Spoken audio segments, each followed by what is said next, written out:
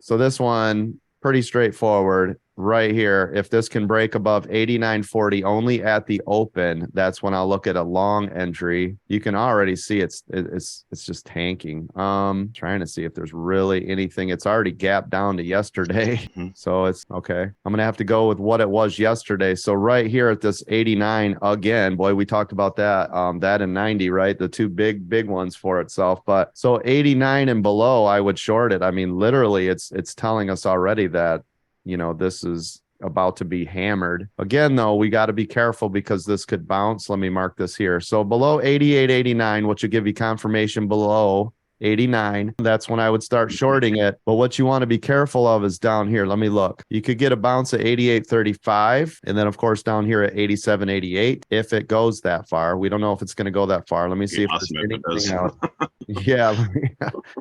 Awesome. Right here. Right here's a big one. I just caught this. I'm glad I saw this. 88.60. That's the move. You see that, Jimmy? Mm-hmm. 88.60 right here. There's a lot of weight to it. Okay, so at the open, if that breaks, go back. So 88.60 is a big one. I'm glad I saw that. So at the opening, wouldn't that momentum carry it through it? Not necessarily. Now, what could happen is at the open, it breaks, pulls really hard. It could touch down here around this 88.60-ish, bounce back up, which will then start eating everybody's options. Everybody will then jump ships and then boom, hammer right back down through it, right? So we just have to be mindful, though, of the 88.60. Okay. Yep. That's a big one. I'm going to put a big yellow caution danger. Okay.